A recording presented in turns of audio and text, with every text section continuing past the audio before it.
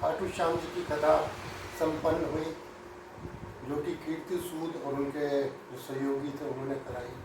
उनके हस्बैंड रमन जी सूद जो मेरे मित्र हैं वो मेरे साथ हैं। रमन जी, पहले तो ये बताएं कि क्या प्रयोजन था इस खाटू श्याम कथा का।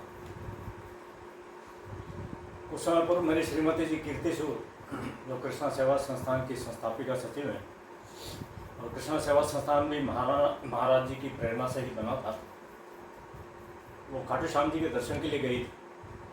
वहाँ पर दर्शन करते हुए अचानक उनके मन में आया कि भागवत कथा होती है, राम कथा होती है, कृष्ण कथा होती है, परंतु खाटू श्याम जी की कभी कथा सुनी नहीं, हमेशा उसकी भजन संध्या ही सुनी है। तो मन में भाव आया कि क्यों नहीं खाटू श्याम जी की भी कथा हो। तो स्वाभाविक रूप से महाराज जी से उन्होंने संबंध स्थापित किया इस मामले में, और उन्होंने उनसे पूछा कि भाई आप खाटू श्याम जी की कथा अगर आप तैयार करें तो हम करवाना चाहेंगे। तो उन्होंने कहा कि अवश्य करेंगे, और उन्होंने अथक परिश्रम से बहुत ही कम समय में उन्होंने खाटू श्याम जी की कथा तैयार की, और सबसे पहले उदयपुर से ही उसका श्री गणेश किया। विगत 9 अगस्त से लेके आज 13 अगस्त तक 5 दिवसीय ये कथा का आयोजन हुआ। महाराज जी के मुखारविंद से उदयपुर की जनता, श्रद्धालु सब लाभान्वित हुए हैं। आज उसका समापन हुआ है, और उसके पश्चात आज महाराज जी के सानिध्य में हम यहाँ पर उपस्थित हैं। महाराज जी का परिचय तो कराया ही नहीं अभी तक आपने। हाँ, महाराज जी बचपन से ही उनका धर्म कर्म के प्रति बहुत निष्ठा थी, श्रद्धा थी, उधर ही रुझान था। तो बचपन से आपने धर्म कर्म की सारी शिक्षा प्राप्त की, और उसके पश्चात आपने प्रथम आश्रम जो बनाया वो मेरठ में मवाना में बनाया, और उसके बाद धर्म कथा करने लगे। स्थान स्थान पर इन्होंने अनेक वर्षों से आपको अनुभव प्राप्त है। और इसके साथ साथ भारतीय संस्कृति में भारतीय सभी धर्म ग्रंथों का उन्होंने बहुत गहन अध्ययन किया है, और मैं समझता हूँ शायद पूरे उत्तर भारत में कोई स्थान ऐसा नहीं होगा जहाँ मुख्य स्थान जहाँ पर इन्होंने अपनी कथा ना की हो। अभी वर्तमान में आपने हरिद्वार में अपना आश्रम गंगा के किनारे वहाँ पर स्थापित किया है। उसका नाम मोहन गोकुल धाम है। आप उसके माननीय पीठाधीश्वर हैं, और आपका श्रीनाथ जी पे अटूट विश्वास है। श्रीनाथ जी आपके इष्ट हैं, और वहाँ पर श्रीनाथ जी की पूजा अर्चना अवश्य होती है, रोज ही होती है। और जब भी महाराज जी उदयपुर पधारते हैं तो श्रीनाथ जी के दर्शन करने को पधारते हैं। ये हैं हमारे साथ आज कृष्ण संजय जी महाराज, जिनका जो परिचय है आपने रमन जी सूद ने जो मेरे मित्र हैं उन्होंने दिया। महाराज, आपका हमारे चैनल पे स्वागत है। आज आप 5 दिन की कथा यहाँ संपन्न कर चुके हैं। जस्ट वहाँ से कथा से उठकर ही आप यहाँ आए हैं। अभी आपने भोजन प्रसादी भी नहीं ली है। तो हम कम से कम समय में ये जानना चाहेंगे कि महाराज जो कलयुग चल रहा है, जिस तरह से हालात बनते जा रहे हैं सनातन के, आज राम मंदिर जैसा प्रकरण हो गया, आज सनातन के ऊपर इतना बड़ा आघात हो गया, 500 साल की लड़ाई हुई, क्या देखते हैं आप उसमें? बहुत सुंदर, आप सबको कोटि कोटि वंदन है, प्रणाम है। और जैसा कि आपने कहा, अभी मैं आ ही रहा हूँ मंच से, फिर भी आपके सुंदर प्रश्नों का सुंदर जवाब है कि कलयुग क्या है। तो मैं ये कहूँगा कि ये अनादिकाल से था, सतयुग, त्रेता, द्वापर और कलयुग। ये चारों युगों में उस समय भी आतताई हुआ करते थे, लेकिन अब कलयुग की पहचान, तो कलयुग में अगर हम कलयुग के वासी हैं तो हमें ये अत्यधिक देखने को मिलता है। और वास्तविक रूप में आज यह इस सीमा पर पहुंच चुका है कि जहां पर विश्वास करना आज बहुत मुश्किल हो गया है, बहुत मुश्किल हो गया है। राम मंदिर को लेकर आपने कहा, राम मंदिर के लिए मैं इतना ही कहना चाहूँगा कि प्रभु राम की कृपा से राम मंदिर स्थापित हुआ, और आज जो भी हम लोगों को सुनने को मिल रहा है कि वहाँ पर ऐसा कृत्य हुआ है चंदा को लेकर या किसी चीज़ को लेकर, तो मैं समझता हूँ कि प्रभु राम बहुत जल्द न्याय भी देंगे, बहुत जल्द उनको दंड भी देंगे। और कलयुग का तो बंधुओं एक ही आधार है कि कलयुग केवल नाम आधारा, और सुमिर सुमिर नर उतर ही पारा। भागवत कहती है कि नाम संकीर्तनम यस्या सर्व पाप प्रणाशनम, प्रणामो दुख समनस्तम नमामि हरिं। तो नाम की महत्ता है और कलयुग जैसा चल रहा है वैसे ही चलेगा, लेकिन यहाँ नाम की महत्ता है। अगर आध्यात्म से देखें और सांसारिक दृष्टि से देखें तो सांसारिक दृष्टि से तो इतना भयानक स्थिति बन गई, इतना भयानक, लेकिन मैं कहता हूँ आध्यात्मिक दृष्टि से अगर ये ऐसा नहीं बनेगा तो जो कल की अवतार होना है वो कैसे होगा। जिसका कि पुराणों में उल्लेख है कि संबल ग्राम, मुरादाबाद के पास संबल ग्राम में विष्णु व शर्मा नामक ब्राह्मण के यहाँ यह अवतार होना है जो नीले घोड़े पर, और उसी श्याम बाबा की कृपा से आप सभी ने भी आज विशेष हमने कलयुग पर चर्चा भी की थी। लेकिन इतना ही कहूँगा कि कलयुग का एक ही सूत्र है विशेष कि कलयुग केवल नाम आधारा सुमेर सुमेर नरक ही पर। कुछ लोग तो कहते हैं महाराज के कलयुग में कल्कि जो भगवान है उन्होंने अवतार दे दिया है, ऐसा बार बार बात जी जी जी जी, बहुत सुंदर प्रश्न है, आपको कोटि कोटि वंदन है।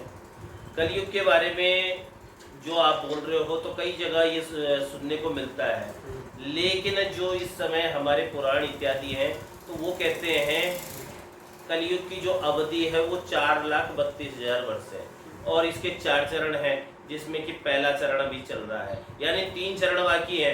जब चौथा चरण का अंतिम क्षण होगा, जैसे द्वापर का अंतिम क्षण था, उसी समय ये सारी क्रियाएं हुई और वैसे ही अब कलयुग का जैसे अंत आएगा तो अंत समय में उस आत्ता जब पापाचार इतना जब बढ़ जाएगा कि वो समय आएगा कि अंत तो गत्वा कि भगवान को यदा यदा हि धर्मस्य ग्लानिर्भवति भारत अभ्युत्थानम धर्मस्य तदात्मनं सृजाम्यहम् परित्राणाय साधूनां विनाशाय च दुष्कृताम् और धर्म संस्थापनार्थाय संभवामि युगे युगे। धर्म की स्थापना के लिए भगवान को कलयुग के अवतार में आना ही पड़ेगा और जो चौथे चरण में होना नहीं। अभी तो चौथा चरण बहुत दूर है महाराज। हाँ, चौथा चरण बहुत दूर है, इसीलिए कह रहा हूँ कि वो आने में न जाने हमारी कितनी पीढ़ियां, लेकिन जो शास्त्र अनुसार आज भी हम ये देखते हैं, आप पुराने से पुराना शास्त्र ले लीजिए, उसमें अगर जो आज के बारे में वर्णन है तो वही देखा जाए तो वही घटित हो रहा है। और मैं इतना ही कहना चाहूंगा,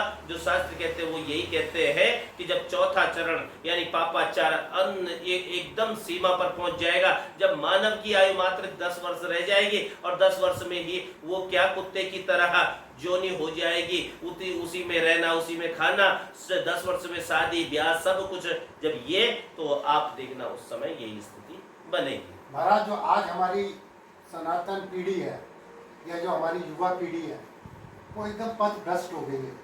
जिस तरह से हालात हम देख रहे हैं युवाओं के, जिस तरह से पति पत्नी का रिश्ता, पत्नियां जिस तरह से अटैक कर रही है पतियों पे, और जो हालात बनते जा रहे हैं, लोग आए दिन पतियों के मर्डर हो रहे हैं, ये क्या आप सोचते हैं इस बारे में? इसके बारे में मैं एक ही बात कहना चाहूँगा, कहीं ना कहीं हमारे संस्कारों में कमी और आज कथाएं हो रही हैं, कार्यक्रम हो रहे, आयोजन हो रहे हैं बहुत बड़े बड़े, लेकिन मैं समझता हूँ सबसे बड़े संस्कार हमें हमारे परिवार से ही मिलेंगे।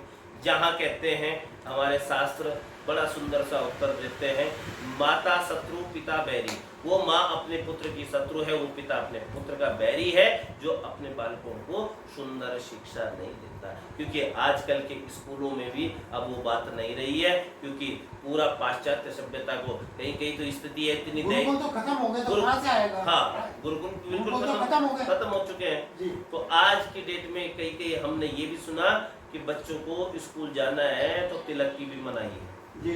तिलक की भी आप तिलक लगा के नहीं आ सकते हो। मिशनरी स्कूल में मिशनरी स्कूल में बहुत ज्यादा ये हो रहा है, तो कहीं ना कहीं सरकार को इसमें चेतना चाहिए और दोबारा से जैसे तैसे हो अपनी संस्कृति के अनुरूप हमको विद्यालय गुरुकुल इत्यादि अधिक से अधिक खोलने चाहिए, जिससे कि भारतीय संस्कृति का प्रचार प्रसार हो। और हमारी संस्कृति ऐसी है कि विदेशी इस पर आकर क्या कर रहे हैं, इसका पालन कर रहे हैं, और हम लोग क्या कर रहे हैं, दूसरी सभ्यताओं को अपनाने में लगे हैं। इसलिए मैं यही कहना चाहता हूँ, सनातन पहले भी था, आज भी है और आगे भी रहेगा, यानी जड़ सबकी सनातन है और धर्म और रक्षिता, धर्म सुरक्षित है तो आप और हम सुरक्षित है। इसलिए बंधुओं जड़ में जुड़ो, ना कि पत्तों में। इसलिए जड़ में जुड़ना परम आवश्यक है, क्योंकि जड़ सबकी सनातन है। महाराज जो साधु संतों की आज हमारी हालत हो रही है, जिस तरह उन पर अटैक किया जा रहा है, जिस तरह उन्हें निशाने पर लिया जा रहा है, क्या सोचते हैं? इसके लिए बहुत कम शब्दों में इतना ही कहना चाहूँगा मैं कि अगर किसी धर्म को खत्म करना हो तो सबसे पहले क्या करो, उसकी संस्कृति, उसकी भाषा और उनके पालन करने वाले लोगों को खत्म करो। तो यही आज की डेट में सबसे ज़्यादा कि किस तरह से भाषा को खत्म किया जाए, किस प्रकार से संस्कृति, और इस तरह से कई इस प्रकार से आज के परिवेश में हमें देखने को मिल रहा है। इसलिए बंधुओं, मेरा यही कहना है कि जननी जन्मभूमस्य स्वर्गादपि गरीयसी, जिस भूमि पर आपने जन्म लिया है वो स्वर्ग से भी बढ़कर महान है। सर लास्ट क्वेश्चन, जीवन का उत्थान कैसे हो? क्योंकि आदमी भटक रहा है कलयुग में, कोई रास्ता नहीं नजर आ रहा उसको, कभी वो एक भगवान के, कभी दूसरे भगवान के, कभी तीसरे भगवान के, समझ ही नहीं आता कि आखिर कहाँ जाके, बहुत सुंदर, कहाँ ठहरे वो जाके, ठहराव कहाँ मिले, कहाँ ठहराव मिले। बहुत सुंदर अरोड़ा जी, आपको कोटि कोटि बंदन है, नमन है, साथ में रमन सूद जी भी हैं। आज इस पर ही विशेष चर्चा भी चली थी कि कहाँ ठौर मिले। तो मैं इतना कहना चाहता हूँ कि एक साधे सब सदे, सब साधे सब जाए, और अनन्यास चिंतयन्तो माँ ये जना परिभाषिते।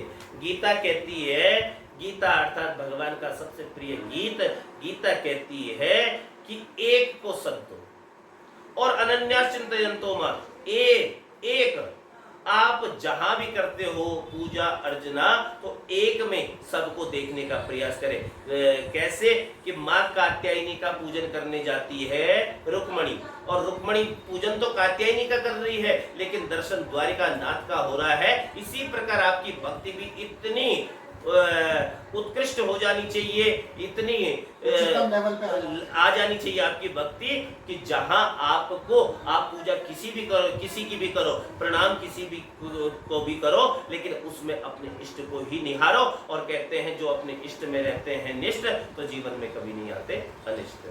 हरे कृष्ण। ये थे कृष्ण संजय जी महाराज, जिन्होंने अभी कथा कृष्णा संजय जी महाराज, कृष्णा संजय जी महाराज। तो आपने हमें यहाँ दर्शन दिए, समय दिया, अपने जो प्रवचन है उनसे हमें लाभान्वित किया।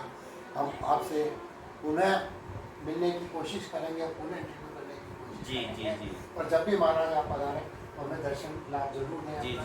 बहुत बहुत धन्यवाद। और आपके माध्यम से बस मैं एक बात रखना चाहता हूँ कि हे भगवत भक्तों, आप जो कुछ कर रहे हैं बहुत अच्छी बात है, आप करते रहिए, लेकिन अपनी जड़ों से हमेशा जुड़े रहें। और आज व्यक्ति सुख दुख के चक्कर में बहुत भाग रहा। सारे प्रश्नों का एक ही उत्तर देना चाहता हूं मैं कि जो कुछ मिलता है हमें अपने कर्मों के अनुसार मिलता है, कि जीव का जन्म कर्म से होता है, जीव की मृत्यु भी कर्म से ही होती है। बस इतना कहना चाहता हूँ। जो कुछ भी है तो मैं उन सारा का सार तत्व एक चीज में देना चाहता हूँ आप सबको, कि विपत्ति को विपत्ति नहीं कहते, विपत्ति को विपत्ति नहीं कहते, और संपत्ति को संपत्ति नहीं कहते, बल्कि अपने इष्ट, अपने ठाकुर, अपने बंसी वाले को भूल जाना सबसे बड़ी विपत्ति है, और वह की याद बनी रहे सबसे बड़ी संपत्ति है, सबसे बड़ी संपत्ति। आपने जाते जाते भी हमें राह दिखाने की कोशिश की।